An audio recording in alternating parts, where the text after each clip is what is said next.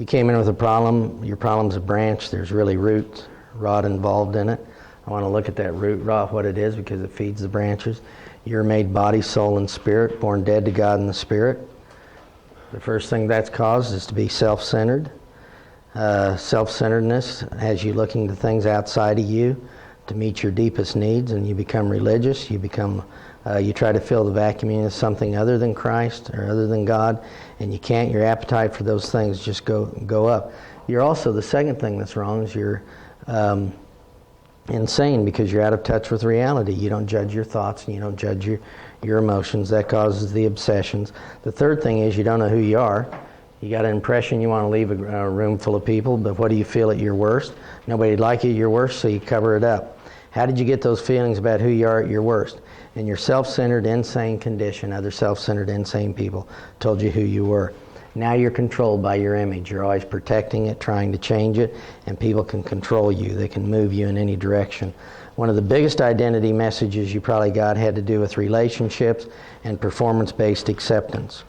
You keep working and working to get acceptance, you can't, and finally you'll just jump off. You said you had a problem, but really there was an event that caused the problem, and the only reason the event bothered you is because of your past. It pushed your button. What if I could give you a new life so the event didn't bother you, you wouldn't have the problem, you wouldn't have to be angry and upset? See how your past affects you when you look at anxiety? Some people are at 50%, some are at 5%, and then a 5% event for one person is a 20% event for another. Idols are something that we trust because we're born dead to God in the spirit, so not only self-centered and insane, controlling identity, we try to find something we can trust. Rachel and Leah saw God work, but they still took their idols with them. Just like the God works in patterns, you have the Old Testament temple, the Holy of Holies, the holy place, the outer court. Our spirit is where He dwells, but we have to live out of the power of the soul. I want to look at another aspect of your self-life, your inner life, and that has to do with idolatry. You had hurts, you learned how to cope, they don't help you. Now you've got symptoms. You'll never mature as long as you're coping. God is taking you to the end of those idols by putting you in situations you can't handle with the idols. We release everything to Him. It's not just us dragging our problems around or holding our problems while He carries us, but letting Him take us. Now, why don't we let God do all of that then? Why don't we look to Him to meet our needs? Because in our mind we run to Him, and our emotions we run away. I've got a little test to look at your emotional concept of God. You have needs, you'd never let that God meet them, but God is love. And the only way you'll make that shift is faith. But faith isn't making the love, faith is receiving His love. You've done this before. Huh? You've done this before. Okay? Now, I don't want to be irritating going over it and over it and over it. Oh, no, you're not irritating. Okay? But I want you to be comfortable with the material, begin to see the flow, get it at 10%. And my fear in training is always that you would abandon your uniqueness for another's. And I just don't see that. We minister with people. We're in a with ministry. And it's very important to me that your uniqueness is expressed in this. So we're only giving you what you need to see where we're going, and then your uniqueness to come in. And so when you get done, you'll really be able to say, this is your material.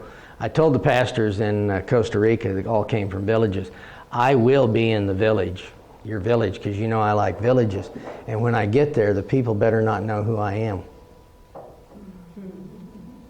I don't want people to know who I am when I get there, because buy the truth and sell it not. If you see this diagram and it's your revelation, it's yours. Don't quote Mike.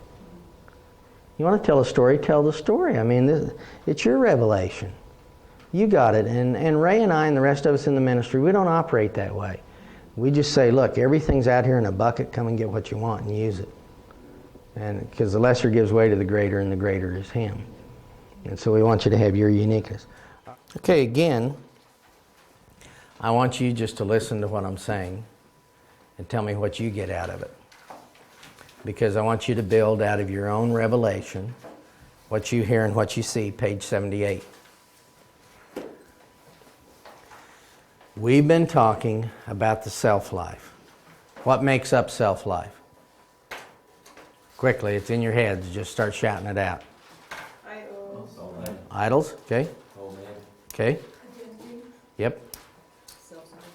Okay. Yep. Insanity. Okay. So we're starting to understand what our self-life is. Now, it's very important as we're understanding the self that we're going to take up the cross and deny and have definition for you. Do you know that there's a self you can't deny? And if you try to deny the self that cannot be denied, you're going to be in trouble. It's very, very confusing because people say you should crucify yourself. Well, if I give you 3 nails and a hammer, you'll just end up looking stupid. You're not going to get yourself crucified, are you? And so crucifying yourself is kind of a ridiculous thing. He has to crucify you. Then you need to deny yourself. Well, if self is so bad that you crucify it and so bad that you deny it, what in the world is Jesus talking about when he says you need to love yourself? And so what we're looking at are 3 expressions of self. There is a self that's crucified, a self that's denied, but there's also a self that's loved. And one of the biggest complaints that psychologists have against Christian counseling is that they accuse us of killing a person's uniqueness. You have a uniqueness that you're born with. You're unique. There's nobody else like you. God's not in the cookie cutting business. He's made each of you differently. And as we said before, He breathed His Spirit into you. You're made out of the dust of the earth, and you became a living soul. And in your soul is your mind and your will and your emotions. The soul is the seat of your personality and your uniqueness. So there's no way to express who you are without mind, will, and emotions. And even somebody who's lost all of their limbs can express who they are through mind, will, and emotions. So the soul is the seat of the personality. Some people live primarily in their minds, and we call them thinkers. And then some people live primarily in their emotions, and we call them feelers. And some live primarily in their will, and we call those people doers. Why is personality important to me? Because you can have one behavior, and that one behavior can have 2 different motives. So let's take the behavior of being quiet. For a thinker to be quiet, what are they doing? Thinking. For a feeler to be quiet, what are they doing? Pouting.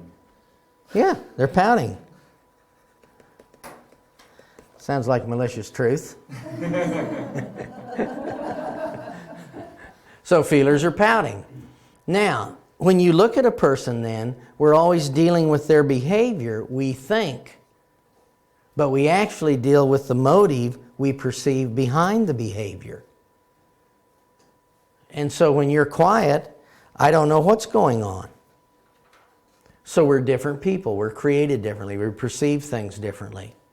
When we're talking about discipling people, we have to disciple them from their shoes. It doesn't do any good to disciple you from my shoes. And so if I'm talking to a thinker, they would like to know analytically how this thing, say, about personality really works out in the family and in the marriage and in their own life, and how do you see that? The feeler will start to feel guilty because he's judged people wrongly.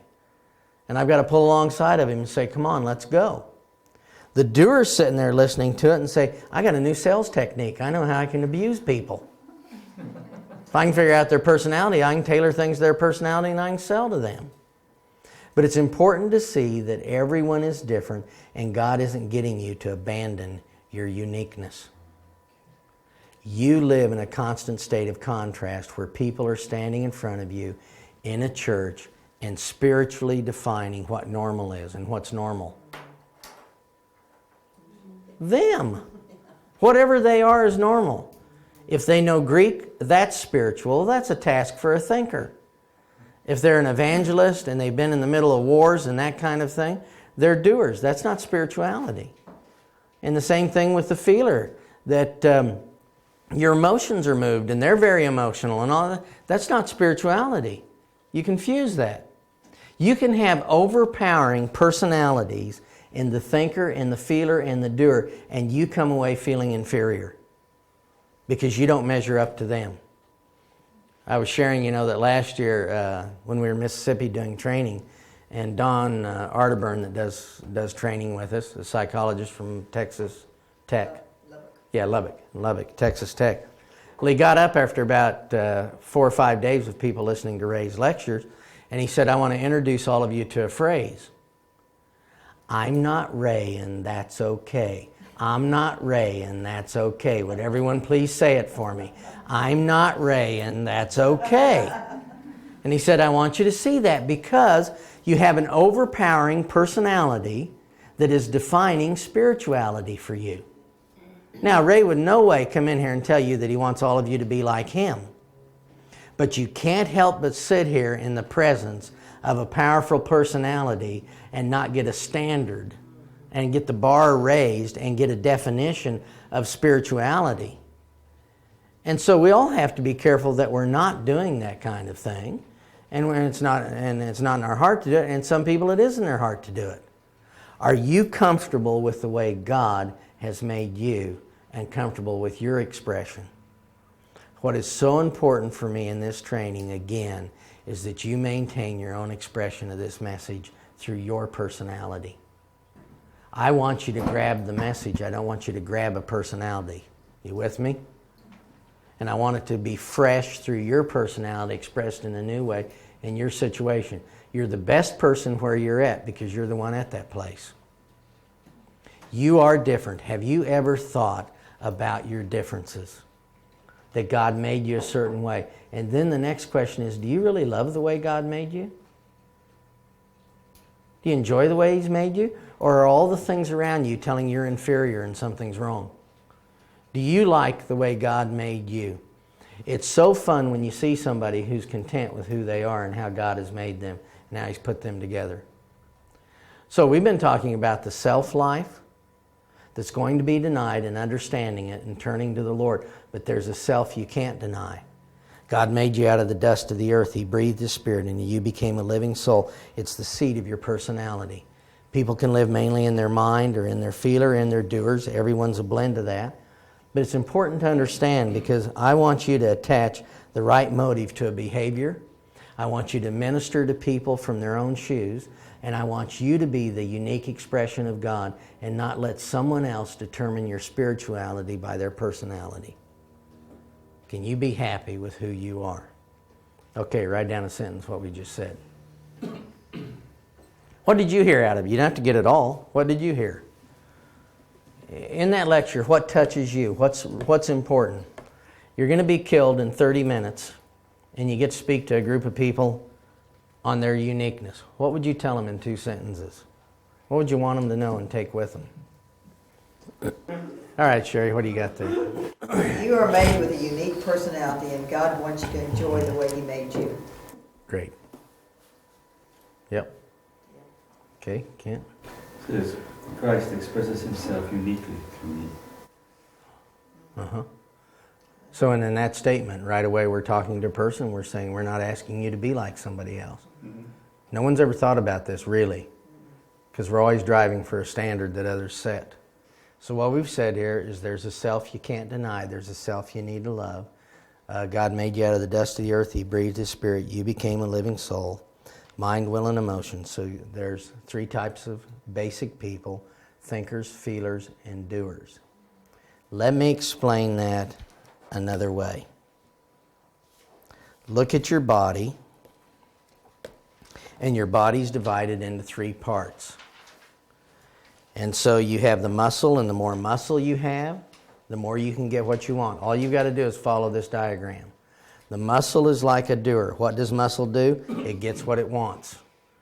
So the more doer you have, the more muscle you have, the more you can get your own way. Feelers are given to the senses. Taste, touch, sight, and sound, and it puts you in touch with the world outside of you. Thinkers are like the perfectionist organs, the heart, the lungs, and the brain, and they're dedicated to a task. Why do they all react differently? Why do they look at things differently? Because God made them differently. That's the whole point. And I want you to come up with your own illustrations, and you can find plenty of them. God made me out of the dust of the earth. He breathed the Spirit, and I became a living soul with mind, will, and emotions. It's the seat of my personality and my uniqueness. Have you ever thought that God made you uniquely you, that you respond to things differently? An illustration is the body. You can just look at your own body. The more muscle you have, the more you're a doer. The feeler's given to the senses. The thinker's given to perfectionist things. Now let me give you a couple examples of that. No personality is better than another personality. Everybody gets 10 whole units. And so yours might have come in mind, yours might have come in will, and yours might have come in emotion. But you still have 10 units. Each of these personalities have their own little world that they excel in. So, if you're a doer in the school system, and you in your mind have 1 unit, and the thinker has 8, who's going to do better? The thinker's going to do better in their own world. And all of these personalities develop their own world. And so you have the guy who's the doer, who likes risk-taking, and he's got 8 in the area of risk-taking for doer. Is he going to do better in his world than the thinker? And so we can't compete in these worlds. I'm not in that world. And again, people have blends of personalities, but you have the feeler, that's the person you're going to see on TV, the life of the party, all those kind of things. The thinker can't compete with that, and the doer couldn't be bothered by it. And it's funny how we always minimize the others, because doers like to call, oh, they're just perfectionists. You know, they're just perfectionists. Well, they're minimizing.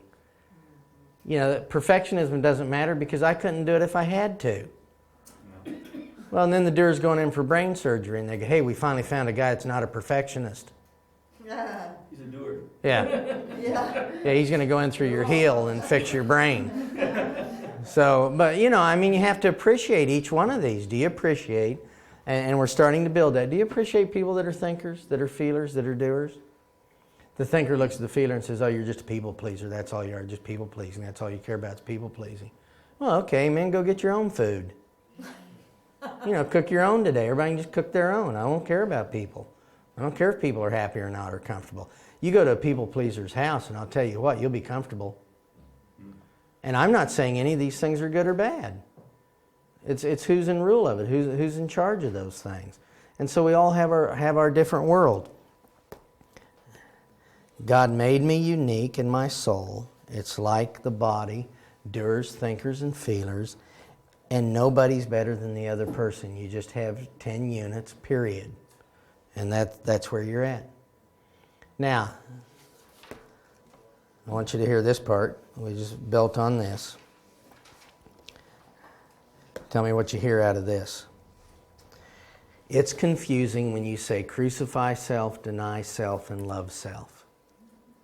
So here I've put yourself with your talent, ability, intellect, and interests in the middle of this circle.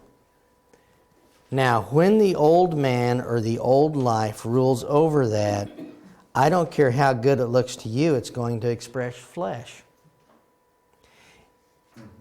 You're going to live in hell and go to hell and just express flesh all the way along. If you have Christ in you, but you still allow the old life, your self-life, which we've defined now, is your self-centeredness, your insanity, your identity, your idols, and your unbelief. If you allow those things to rule over your uniqueness, it's still going to express flesh, and it might express the exact same flesh. This person is going to go to heaven, but they live in hell. So we have if you look at the Apostle Paul, he was a driven man here, wasn't he? God created him to be driven. Under the rule of self, he expressed flesh, which was to kill Christians. Under the rule of the Spirit, he never stopped being a driven man, but he expressed the Spirit and would give his life to see people saved. And when he was under the rule of his self that we're to deny every day, He was doing things like this. Get rid of John Mark because he's a no-hoper. Just get rid of him. He's holding us up. And Barnabas, and if you remember, the Holy Spirit said, set apart for me Barnabas and Paul. He did not say, set apart Paul and Barnabas. Barnabas was the greater. And it's Paul in his own writing that shifts the order, like a typical doer. So all of a sudden, Barnabas is supposed to be at the top of the brochure.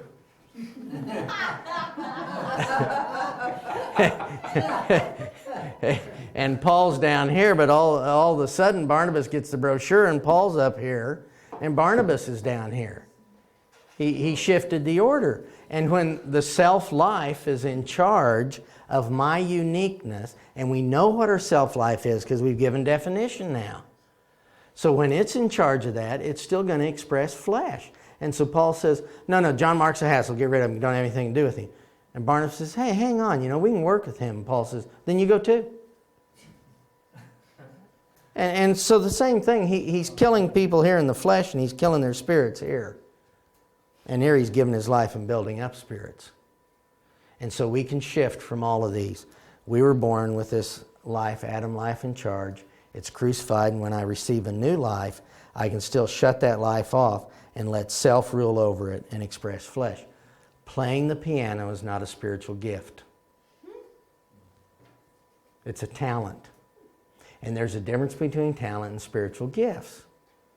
And so you have someone who played the piano for a rock and roll band and now it's for a Christian band. Well, they're expressing something different here. But that's a talent, that's not a gift. So you have talent and abilities and intellect and your own uniqueness, and it needs to be under the rule of the Spirit. So what is the self that I crucify? It's this old Adam life. It's crucified and replaced with his life. But even though the old man's dead, the baggage remains. My mind didn't go blank. I can shut off his life. Position's different, condition becomes the same. I let self rule over this, and I'm still going to express flesh. Be careful when you look at people's flesh. It doesn't mean they're not a Christian. It can just mean that the door's closed. And then the goal is, of course, in abiding in the recognition of Christ, which is what abiding is. How do I abide? I recognize I am abiding.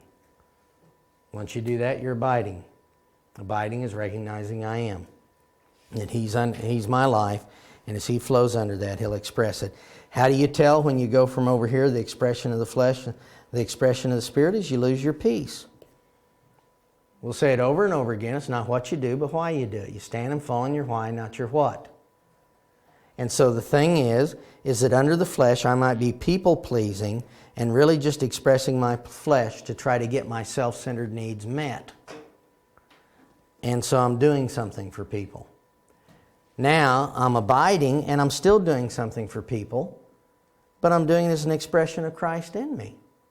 They might not know the difference, but I know the difference in the peace of God. Now, you know what a lot of people will tell you this is just stop serving because you're people-pleasing. Well, that's not my point. Go back and look at the source of the thing. What's going on at the source? Get the source right. I'm not telling you to quit doing it. Because we always go to, the enemy is the enemy of extremes. If he can't get you hoarding gold, he'll have you melting your wedding ring and giving it away. He doesn't care where you're at as long as you're in an extreme. And the enemy loves extremes. And so you get this whisper, well, you're only taking the lecture. You're only speaking to people for your own glory. Well, no, I'm not. In the peace of God, you know when this is off. And we shift between these two all the time. And the expression down here can be here. The real fruit of the expression is what's going on up here in my heart. And do I lose my peace? What is the self you crucify? What's the self you deny? And what's the self you love? In our lectures so far, we've talked about the old life and how it develops. When it rules over your personality, it's flesh. I don't care how good you think it is. It's still flesh. Be good flesh, good, bad flesh, whatever, it's flesh. Now, Christ becomes your life, but if you shut Him off, you've got the veil up, and even though the Spirit's in the Holy of Holies, you've got a veil there that you've stitched up and you're keeping Him hidden, then you're still now using your talent-building intellect to live the Christian life and to appear to be Christian. But it's an expression of flesh. It's not spiritual. And now we go back. See, we're using the same diagrams over and over and over again. We flow back and they repeat. That's why in our lectures you can drop any 3 sections and still do the lectures. You'll still get to the point. In fact, you can probably drop all but one of them. You can get it done. In this one, I could probably go wherever I wanted to go with it. And so now I'm abiding. I have Christ in the real. I have the peace of God in what I'm doing. Doing the same thing, but I have peace. And it's an expression of Him, not an expression of me. Okay, give me a little sentence on that. Keith? I just put one unique self will manifest the flesh if my old life is all baggage or in control. It will express spirit if I'm abiding. The old man has been crucified, the baggage needs to be denied. Okay. Yeah. And you notice in all of you, none of you have said you need to kill this because you can't. It's your uniqueness and your expression. You can't kill it. This lecture is actually one of the easier ones that you're going to be doing because from basically, other than explaining at the beginning that you're unique and you're made different, you just follow the diagram and read them. So it's pretty straightforward to go through, and you can add to that later, but it's one of the easier lectures because I say here, God made me out of the dust of the earth, breathed His Spirit, I became a living soul, mind, will, and emotions. It's the seat of my personality. Your personality then is made up of being a thinker, a feeler, or a doer, combinations. And so I want to explain that to you because maybe you never thought of it before. Your uniqueness. Doers are muscles. The more muscle you have, the more you get your own way. You know people like that. You know feelers and you know thinkers. And let me give you some examples about that. We're not asking, well, everybody gets the same amount of units, so there's no partiality with God. We all get that. We're not asking you to lose your uniqueness. But what we're saying is this, that when the old man rules over, it's going to express flesh no matter how good it looks. False holiness is believing the opposite of bad behavior is good. False holiness, imitated holiness, is believing that the opposite of bad behavior is holiness. The opposite of bad is just good. It's not holy. And that's a fake holiness. That's not real holiness. And in holiness teaching, you're always being taught in holiness teaching that the opposite of whatever they define as bad would be holy. Well, it's not true. The opposite of bad is good. It's not holy. The only thing that is holy is Christ coming through you, a holy life. And so it doesn't matter if the old man, what it's expressing through the personality, good or bad, it's not holy, it's flesh. And then if you allow your life to be ruled over your lying emotions, your lying thoughts, your self-centeredness, your idolatry, and your unbelief, I don't care what you're producing, it's still not holiness, it's flesh. The very best will be flesh. And now, if Christ were to rule over that, I could express Him. Actually Christ being expressed through me. So we do that one, and now the rest of these, you just read. Here's some of the differences between thinkers, feelers, and doers. You're just reading the diagram and going through it. The reason the diagram is a triangle is because thinkers are focused, feelers are very wide, and doers stand in the middle with a plan, but they want to use people. A thinker can operate on a task by themselves. Feelers like to be with people, but a doer always has a task that needs people. So he's in the middle. And so what we have there then is that you just go through here and read what describes the thinker, feeler, and doer. You've already been doing it, so you're just going to do it in another way. Just read the diagram, go through there and say, here's thinkers. And you can add whatever you want to. They're the most significant thing about a thinker for you.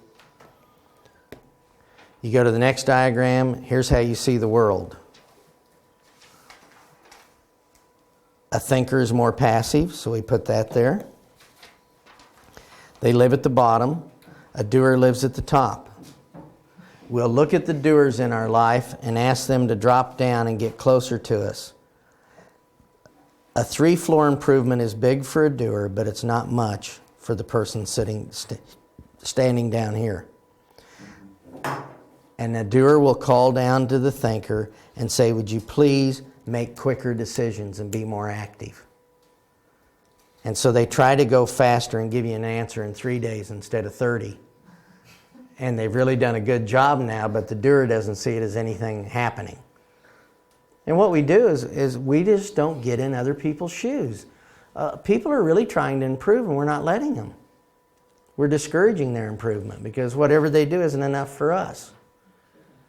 And instead of saying that's really what I liked in you, because incompatibility is a grounds for oneness, two circles that are identical as halves do not fit together.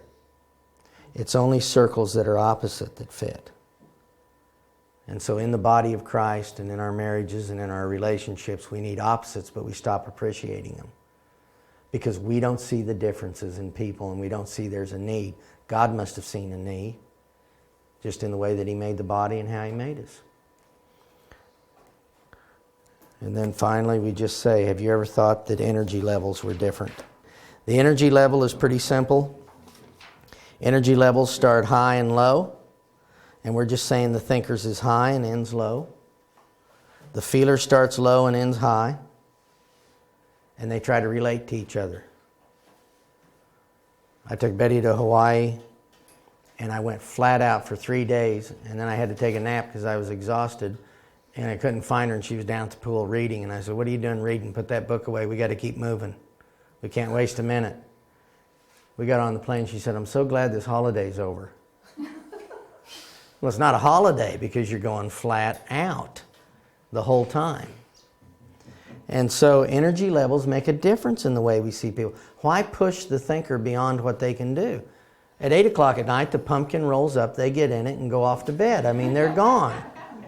And so to just keep pushing them isn't right. And understanding those differences does a lot. The whole point in the lecture is just to understand differences, to see that we're different. Doers start out high, they go flat out, and they fall into bed at night, exhausted. Okay? Now, we're going to go practice this and go through it. I'll go back. You can quit it. I'll just start. See where I'm going and see if you just see the flow. And tell me, I'll just ask for anybody to comment. Tell me something when we get done. God made you out of the dust of the earth. He breathed the Spirit in. You became a living creature with mind, will, and emotions. It's the seed of your personality. Some people are thinkers. They're obsessive people. If you stare at them, you know you're married to one because they're looking straight ahead. If there's any pause, they're in the playground in their head. You've got feelers. They're very, very emotional. You hurt them very easily. Then you've got doers. They're driven people. You get their attention best with a board. Have you ever thought that God actually made you that way, that it's not a flaw in your life? And you can look at the body and see it, because in the body it has 3 parts. It's not all muscle, it's not all feeling, and it's not all thinking. So you have muscle, you can get what you need. You need your muscles. You need your mind to tell you where to go with your muscles. You need your feeler so you don't hit somebody with your muscles. So you need all of that. Everybody's created differently, and there's no special people. God gives you 10 units. And I don't want you to be feeling inferior because you're comparing yourself in the thinker category when you're a doer, or you're a feeler and you're comparing yourself to a thinker. Everybody gets 10 units, period. That's the way it is. He doesn't show partiality, and we're different. We never kill our uniqueness, and you can't kill it. Stop trying to be somebody else. You can express Christ uniquely through you in your unique way. You can have the old life expressing it, and that's flesh, good or bad. You can have Christ, but not deny self and let self rule over it. That's flesh. Or you can have Christ rule over it. I want you to see that people are different. You don't lose your uniqueness. Thinkers their lives are focused. Task equals identity. All those things. A doer has to have a plan done with people. Let a doer tell you his big plan and then yawn, and he'll go off beam. Because he's got to have you to do it. He isn't planning on doing it. He just needs you to do it. Then you got feelers, and relationship equals identity with them. Are you starting to see the differences in people? Once you see those differences, do you love it, do you encourage it, or do you discourage it? And so a lot of us have been in places where you're a feeler and it's not acceptable to me as a doer, so I'm going to crush you and keep yelling at you to become a doer. One poor woman, her husband, he'd ask her a question and she's a thinker, and it'd take her about 3 minutes to get it out, and he's yelling the whole time. and just screaming at her to get the answer. And of course, then she starts having stress and panicking and all those kind of things. The doer says, stop being passive. Well, you try, but it's never enough. In the same way, the thinker can say, slow down, and you try, and it's never enough. It's seeing those differences. We have different energy levels, too. One starts out high and ends up low. If you're a thinker, take lunch away. Go get away from yourself. If you're a thinker in this group this week, I'm telling you, you need some time to walk, a time to go into your room and close the door. When people knock on the door, don't act like you're there. Just hide. Because not only is the teaching draining, the people are draining. It drains your energy. And so your energy drops off. If you're a feeler, the last thing you're going to be able to do is to go crawl into bed at 9:30 tonight and just sit there and stare up at the ceiling. There's no television, there's no activity. What am I going to go do? I got to go find somebody. Well, go find a feeler and have a good time. Yeah, make a party. But we're different in that. Do you accept your differences? Do you see your differences? We're not trying to kill your differences. We're trying to minister into them. All right, you see the flow of that? It's a really simple lecture. Follow the diagrams. Explain the key points we went over. Get your own analogies. It makes a huge difference for people to start to see this. They've never thought of it. They've just seen their wife wasn't like them and she must be defective, instead of seeing what she really brings into the relationship. And of course, I hate it when people, again, are confusing their personality with spirituality and somebody else's expression of Christ through them unique, and then them having to have that. You can't do that. And I hope you're getting the point here, we're not doing that. Because Betty will agree that we only need one mic.